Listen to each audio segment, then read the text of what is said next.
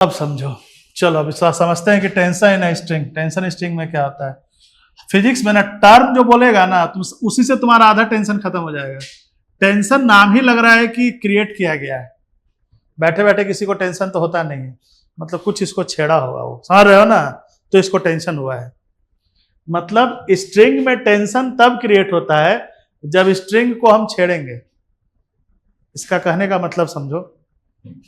अब जैसे एक स्ट्रिंग को हैंग कराते हैं, ये स्ट्रिंग, रुको इसको रिलीज करो, बढ़िया फिगर बनाते हैं।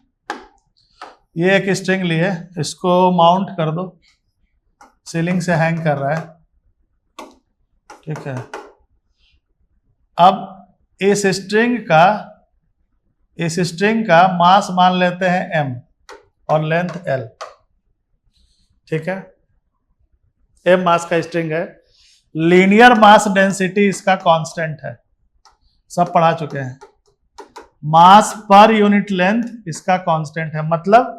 मतलब आप कोई भी सेगमेंट कट करेंगे तो हर जगह आपको, जैसे कुछ ऐसा रॉड उठाते होगे जो कहीं पे हल्का कहीं पे भारी लगता है, और कोई ऐसा चीज है जो कहीं से उठाओ एक ही टाइप का लगता है, वेट उसका वेट तुम भारी नहीं करोगे, ठीक है। ऐसे मोबाइल तो लगभग हर जगह है, कहीं भारी, ऐसा नहीं कहीं भारी है कहीं हल्का है। इसका मास का डिस्ट्रीब्यूशन यूनिफॉर्म नहीं है, इस पेन का थोड़ा इधर भारी इधर हल्का है, इसका लैम्डा कांस्टेंट नहीं है, इसका मास का डिस्ट्रीब्यूशन जो लेंथ वाइज है वो इक्वल नहीं है। मास का डिस्ट्रीब्यूशन अगर यूनिफॉर्म है, मतलब आप कोई भी सेगमेंट कट करेंगे ना, तो आपको मान लो 10 kg का मास है, तुम इसका इक्वल सेगमेंट करोगे तो सब में वही आएगा, 1 kg, 10 टुकड़ा करोगे तो 1 kg। लेकिन अगर नॉन यूनिफॉर्म रहेगा, तुम इसका 10 टुकड़ा करोगे तो सारे टुकड़े का मास 1 kg नहीं रहेगा, नॉन यूनिफॉर्म मास डिस्ट्रीब्यूशन। अभी हम इसलिए बोल दिए कि लैम्डा कांस्टेंट है, उसको बताना पड़ेगा, नहीं तो खेल बदल जाएगा, हाँ रहे हो ना। तो ये स्ट्रिंग का जो मास डिस्ट्रीब्यूशन है वो कैसा है, यूनिफॉर्म है, ठीक, एक ध्यान रखना। अब हम लोग टेंशन का कॉन्सेप्ट सीख रहे हैं कि स्ट्रिंग में टेंशन क्या होता है। बार बोले कि टेंशन क्रिएट किया जाता है कैसे।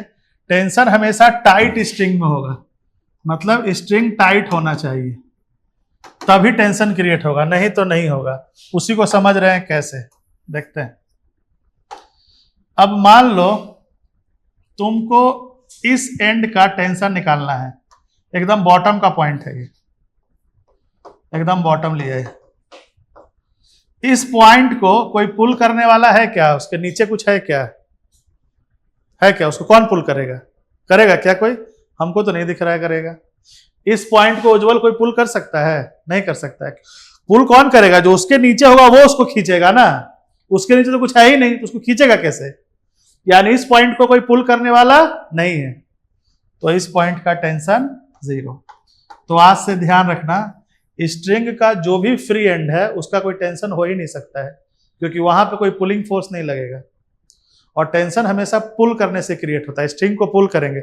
ऐसे बाल को तोड़ के रखो ना नॉर्मल, जैसे मान लो कोई स्ट्रिंग को हम ऐसे हॉरिजॉन्टली रख दिए, सरफेस पे रखा हुआ है मास का एल लेंथ का, ठीक है। इसमें बोलेगा इस पॉइंट का टेंशन 0, भाई कोई भी पॉइंट का टेंशन यहाँ 0 है, क्यों, कोई पुलिंग फोर्स है ही नहीं, इसको टेंशन क्यों होगा, कोई इसको आराम से चिल है, वो कोई टेंशन नहीं है इसको। मतलब टेंशन क्रिएट किया जाता है पुल करके, ठीक है। कोई एक्सटर्नल फोर्स जब लगेगा तब स्ट्रिंग टाइट होता है, जब टाइट होता है तो अपने नेचुरल शेप में आना चाहता है, अभी अपने नेचुरल शेप में है, इसको कोई टेंशन नहीं है। अब दोनों एंड को रस्सी को हम खींचेंगे तो स्ट्रिंग में टेंशन क्रिएट हो जाएगा, क्यों, टेंशन एक इलेक्ट्रोमैग्नेटिक नेचर का फोर्स है, वो अपना शेप रिगेन करना चाहता है, तुमको दिखता नहीं है, वो अंदर से माइक्रो लेवल का चीज है, बट वो अपना नेचुरल शेप में रहना चाहता है, ठीक है। वो चाहे कोई हो, कैसा भी स्ट्रिंग हो, तुम उसको खींचोगे ना तो चाहता है कि मतलब अपने नेचुरल शेप में रहे, ठीक है। तो क्या करता है, उसके अंदर एक फोर्स क्रिएट हो जाता है जो उसको नेचुरल शेप में रखना चाहता है, वो इंटरनल फोर्स है, इसलिए क्या रहेगा, हमेशा पेयर में रहेगा, ठीक है। अब देखो, चलो अब समझते हैं। अब मान लो हमको इस पॉइंट का टेंशन निकालना है, इस पॉइंट का, कहा, यहां से x डिस्टेंस पे, बॉटम से x डिस्टेंस, बोलेगा इस पॉइंट का टेंशन कितना है। तो टेंशन में एक ही कॉन्सेप्ट है, तुमको स्ट्रिंग में जिस पॉइंट का टेंशन निकालना है वहां से सिस्टम आइसोलेट कर लो, क्या बोले, वहां से सिस्टम आइसोलेट कर लो। जो बोल रहे हैं एकदम ये यूनिवर्सल कॉन्सेप्ट है, तुम दुनिया के किसी प्रॉब्लम में नहीं फंसोगे जो बोल रहे हैं, ठीक है। तुमको जिस पॉइंट का टेंशन निकालना है पहले तुम वहां से सिस्टम आइसोलेट कर लो। आइसोलेट कर लिया, अब इस आइसोलेटेड सिस्टम का एफबीडी बनाओ। चलिए बनाते हैं। इतना पार्ट आइसोलेट किए, तो इतने पार्ट को क्या कर रहा होगा, अर्थ पुल कर रहा होगा।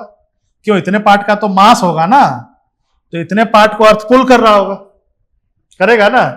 तो इतने पार्ट का मास हम बोल दिए m डैश, नहीं पता है।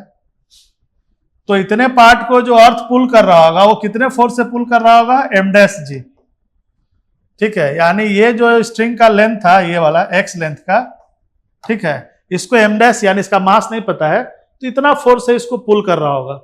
अब ये जो पुल कर रहा होगा यानी इतना पार्ट, ये पूरा पार्ट, इस पूरे पार्ट को यानी ये जो पॉइंट के नीचे का हिस्सा है ये सारा उस पॉइंट को नीचे की तरफ खींच रहा होगा। ये दिमाग में जा रहा है बात? नहीं जाएगा तो मत बोलना। क्यों, क्योंकि सब एक दूसरे से पॉइंट कनेक्टेड है। देखो ना, ये देखो हम बहुत सारा पॉइंट बना देते हैं, पॉइंट से ही फिजिक्स समझ में आएगा। फिजिक्स का मतलब ही पॉइंट होता है। तुमको कभी समझ में नहीं आया पॉइंट बना लो, पॉइंट नहीं समझे तो फिजिक्स नहीं समझे, ऐसा समझ में नहीं आता है। अब देखो, अब ये नीचे, अब देखो ये तो फ्री एंड था, अब इसके ऊपर ये वाला, अब इसका कुछ मास होगा तो अर्थ इसको खींचेगा। जब ये नीचे आना चाहेगा तो ये इससे कनेक्टेड है, ये इसको खींचेगा। अब ये नीचे आएगा तो ये इसको खींचेगा, ये नीचे आएगा तो ये इसको खींचेगा। तो इसको खींचने का मतलब क्या, ये तीनों मिलकर खींच रहा है ना, अब तो सब दूसरे से कनेक्टेड है। अब समझ में आ गया? मतलब इस पॉइंट को पुल कर रहा है, मतलब जितने इसके नीचे का पॉइंट है सब उसको मिलकर खींच रहा है। उसके नीचे सब हैंग कर रहा है ना, वो सब नीचे जाना चाह रहा होगा, तो उस पॉइंट को पुल कर रहा होगा। यानी इतने पार्ट का मास अगर m डैश जी है तो इस पॉइंट पे ये इसको बना देते हैं ग्रीन वाला, वो जो ग्रीन पॉइंट का कुछ नाम दे दो, ए, ठीक है। तो इस ए पॉइंट का कुछ टेंशन होगा, बोल देते हैं टी ए, नहीं पता उस पॉइंट का टेंशन मान लिया टी ए। क्यों, क्यों खींच रहा है ना, तो टेंशन क्रिएट हुआ। क्यों टेंशन क्रिएट हुआ, क्योंकि न्यूटन्स थर्ड लॉ। फिर अब अगर तुम इस पॉइंट को नीचे खींचोगे तो ये पॉइंट भी तुमको ऊपर खींचेगा, खींचेगा ना कि नहीं खींचेगा, खींचेगा। न्यूटन्स थर्ड लॉ तो दुनिया का कोई साइंस उसमें लगना ही, हाँ रहा ना। तो अगर इतने पोर्शन को ग्राउंड नीचे खींच रहा है तो ये पॉइंट नीचे की तरफ पुल हो रहा है, तो ये पॉइंट जो है ये इस पॉइंट को यानी इतने सेगमेंट को, इसलिए देखो टेंशन हमेशा कैसे दिखाया जाता है, इसलिए टेंशन हमेशा लगता है along the string and away from the body. Concept number 2, tension in string खत्म। क्या बोले, टेंशन फोर्स हमेशा कैसा लगता है, along the string and away from the point. जिस पॉइंट का तुम टेंशन दिखा रहे हो उसको बॉडी बोल रहे हैं, अवे फ्रॉम द पॉइंट। क्यों, वो तो खींचेगा ना, तुम इतने पोर्शन को नीचे खींच रहे हो तो वो पॉइंट तुमको ऊपर खींचेगा। न्यूटन्स थर्ड लॉ, डाउट है? अब यानी इस पॉइंट का देखो एफबीडी बना लिए, टेंशन कैसा लगेगा, दूर लगेगा। क्यों, इतना पॉइंट नीचे खींच रहा है, इस पॉइंट का टेंशन टीए बोल दिया, अलोंग द स्ट्रिंग। क्यों, टेंशन तो स्ट्रिंग में ही क्रिएट होगा तो स्ट्रिंग के अलोंग ही लगेगा ना, टेंशन फोर्स ऐसा थोड़ी लगेगा, वो तो स्ट्रिंग के अलोंग ही लगेगा, कॉमन सेंस है। तो ये कॉन्सेप्ट नंबर 2 है, दिमाग में रखना कि tension force always act along the string and away from the point. Body से यानी पॉइंट से दूर, कभी भी लगेगा तो कभी भी लगेगा तो कभी भी लगे, कभी भी ऐसा ही होगा, वो नॉर्मल कॉमन सेंस है और कुछ हो ही नहीं सकता है, क्योंकि न्यूटन्स थर्ड लॉ लगेगा। अब यहां से हम बोल सकते हैं, क्या बोल सकते हैं, तो T A equal to m dash G. चलिए उस पॉइंट का टेंशन यही रहा, निकल गया। लेकिन m डैश तो नहीं पता है ना, वो तो मैथमेटिक्स से निकाल लेंगे। क्यों, l लेंथ का मास m है तो x लेंथ का मास m by L into x. m by L क्या है, लैम्डा, यानी लैम्डा x, यानी m डैश कितना हो गया, लैम्डा x। यानी टेंशन कितना हो गया, तो टेंशन हो गया लैम्डा x इंटू जी। मतलब ये हुआ कि टेंशन जो है वो वैरी कर रहा है पोजीशन पे, नहीं हर एक पॉइंट का टेंशन अलग अलग होगा। अब देखो यहां का x 0 कर दो, टेंशन 0 हो गया, वो तो होना ही था। इक्वेशन सही है। सबसे ज्यादा टेंशन कहां होगा, टॉप पे होगा। क्यों, यहां x कितना हो जाएगा, l, तो टेंशन कितना हो जाएगा, mg। कहां, टेंशन है टॉप, इसको बोल देते हैं b, तो टेंशन एट टॉप कितना हो गया, mg। टेंशन कैसे वैरी कर रहा है? लीनियरली। अब इसी का तुमको ग्राफ ड्रॉ करना बोलेगा टी का एक्स के साथ ग्राफ कैसा होगा? तो कॉमन सेंस है, टी का एक्स के साथ ग्राफ, ये रहा एक्स, ये रहा टी, जीरो से स्टार्ट कर रहा है टेंशन, लीनियरली वैरी कर रहा है कहां तक? mg तक। x इक्वल टू एल पे टेंशन हो गया mg, ये रहा ग्राफ। ठीक, ड्रॉ कर लीजिए, नोट कर लो। टेंशन फोर्स ऐसे निकाला जाता है, जिस पॉइंट का निकालना है वहां से सिस्टम आइसोलेट कर लो और उस आइसोलेटेड पार्ट का एफबीडी बनाओ। क्या बोले? याद रहेगा नीतीश कुमार, क्या बोले? दुनिया के किसी भी प्रॉब्लम में जिस पॉइंट का टेंशन निकालना है, दुनिया के किसी भी प्रॉब्लम में जिस पॉइंट का टेंशन निकालना है वहां से सिस्टम आइसोलेट कर लीजिए, उस आइसोलेटेड पार्ट का एफबीडी बनाइए, टेंशन निकल गया। अगर मासलेस स्ट्रिंग हो तो टेंशन क्यों जीरो होगा? अब समझ में आ गया। अब मान लो बोलेगा कि स्ट्रिंग हैंग कर रहा है, ठीक है, स्ट्रिंग का मास आइडियल केस है, मासलेस तो हो नहीं सकता है, 10 to 0 है मास ऑफ स्ट्रिंग, तो बोलेगा इस पॉइंट का टेंशन 0। अब कोई पुलिंग फोर्स नहीं रहा ना, मास ही 0 हो गया, तो एफ जी यानी वेट पुलिंग फोर्स कितना हो जाएगा? स्ट्रिंग ऑफ मास इंटू जी, यही 0 हो जाएगा। तो टेंशन कैसे क्रिएट होगा? होगा क्या? मतलब स्ट्रिंग मासलेस हो तो कोई पुलिंग फोर्स ही नहीं रहेगा मासलेस चीज में, अर्थ उसको खींची कितना फोर्स, नेग्लेजिबल फोर्स लगा पाएगा, तो इसलिए टेंशन 0। तो इसीलिए अगर हम मासलेस स्ट्रिंग को हैंग कर देंगे तो इसमें कहीं भी टेंशन नहीं है, हर जगह टेंशन 0 है। अब मान लो हॉरिजॉन्टली रखते तो सेम चीज है, अब हॉरिजॉन्टल रख दिए तो इसमें टेंशन है? कोई पुलिंग फोर्स है ही नहीं, कैसे टेंशन निकालोगे? इसमें कोई पुलिंग फोर्स है तो टेंशन 0 है ही नहीं। ठीक, अब लेकिन अब देखो, हाँ अब मान लो ऐसा केस हो सकता है कि कोई ब्लॉक है और ब्लॉक से स्ट्रिंग कनेक्टेड है, हाँ ये हो सकता है, ये हो सकता है। अब मान लो ये मासलेस स्ट्रिंग है, स्ट्रिंग का मास 10 to 0 लिख दिए, ठीक है। अब ये मास का ब्लॉक है, अब बोलेगा स्ट्रिंग के इस पॉइंट का टेंशन मिड पॉइंट का, टॉप पॉइंट का, या किसी पॉइंट का, तो इस पॉइंट का टेंशन निकालना है, तो यहां से सिस्टम आइसोलेट किए तो यहाँ पुलिंग फोर्स कितना होगा? mg। तो इस पॉइंट का टेंशन कैसे लिखेंगे? टेंशन t मान लिया, तो ये पॉइंट क्या है? रेस्ट में है, मोशन में है क्या? तो नेट फोर्स 0 होना चाहिए, तो t इक्वल टू क्या लिख दिया? mg। तो ये हो गया टेंशन।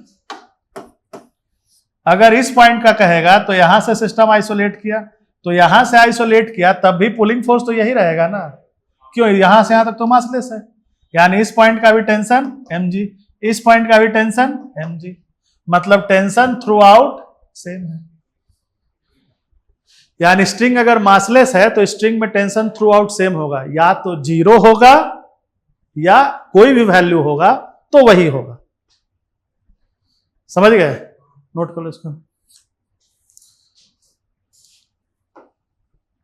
ये स्ट्रिंग लिया है मास का, एल लेंथ का, लैम्डा इसका भी कांस्टेंट है, अभी कांस्टेंट ही लो, हैंग कर रहा है सीलिंग। बोलेगा ये सीलिंग जो है ये ए नॉट एक्सिलरेशन से, ए नॉट कांस्टेंट है, कांस्टेंट एक्सिलरेशन से ऊपर जा रहा है जिससे स्ट्रिंग हैंग कर रहा है। अब तुमसे बोलेगा कि यहां से बॉटम से x डिस्टेंस पे, ठीक है, इस पॉइंट का कुछ नाम दे दो, पॉइंट B। बोलेगा टेंशन एट B क्या होगा? स्टार्ट बताओ, तुमको बताना, हमको बताना। टेंशन एट B कितना होगा?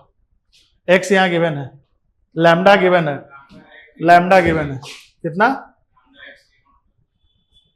Lambda x A nought plus G, ठीक हो गया बस नेट। अब करना क्या है? यहां से एफबीडी बनाएंगे, वेरी गुड, यहां से एफबीडी बनाएंगे, तो एफबीडी बनाएंगे तो एक तो इसका m' वेट, टेंशन यहाँ का t, टेंशन एट B मान लिया tv इस पॉइंट का, तो क्या लिखेंगे? अब ये पूरा पोर्शन क्या है? ऊपर जा रहा है, कितना से? ए नॉट से। अरे पूरा पोर्शन क्या आ रहा है? ऊपर जा रहा है, कितना से? ए नॉट से। तो अब इसका इक्वेशन ऑफ मोशन लिखेंगे, तो नेट फोर्स क्या लिखेंगे? अब देखो कैसे लिखेंगे, जो नेट फोर्स कैसे लिखते हैं, अब देखो नेट फोर्स कैसे लिखते हैं, जिस डायरेक्शन में मोशन होना उसको पहले लिखो, तो मोशन ऊपर की तरफ है तो टीबी, और जो फोर्स अपोज करे उसको सब्सट्रैक्ट कर देंगे, तभी नेट आएगा ना, वेक्टर सब लिख रहे हैं ना। तो जो मोशन के अगेंस्ट है उसको सब्सट्रैक्ट कर दो, जो मोशन के सपोर्ट में सब ऐड करते जाओ। ये हो गया नेट फोर्स। तो नेट फोर्स इक्वल टू क्या लिखोगे, इतने पोर्शन का मास इनटू एक्सेलरेशन। क्यों, हमारा इंटरेस्ट इतना पोर्शन का है, तो उतने पोर्शन का मास इनटू एक्सेलरेशन। जिस पोर्शन में हमारा इंटरेस्ट है उसका इक्वेशन लिखना पड़ेगा, वही पार्ट डिसाइड कर रहा है ना टेंशन। जो पार्ट टेंशन डिसाइड कर रहा है उतने पार्ट का इक्वेशन ऑफ मोशन लिखना पड़ेगा। इसको बोलते हैं इक्वेशन ऑफ मोशन।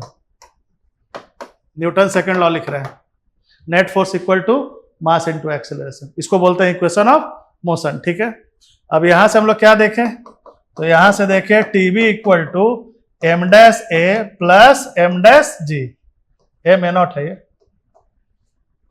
तो कितना हो गया, एम डैश कॉमन ले लिया, G plus A nought. M dash तो अभी निकाले थे, कितना हो गया, लैम्डा एक्स। कॉन्सेप्ट एक ही है, जिस पॉइंट का टेंशन निकालना है वहां का सिस्टम वहां से आइसोलेट करो, एफबीटी बनाओ। अगर रेस्ट में है तो नेट फोर्स 0 कर दो, और रेस्ट में नहीं है तो इक्वेशन ऑफ मोशन लिख दो। इसके अलावा कुछ नहीं करना होता है। ठीक है, नोट कर लो। दुनिया का कोई प्रॉब्लम यही करना है, चाहे लैम्डा कांस्टेंट हो या वेरी करे। वेरिएबल का केस भी देख लो,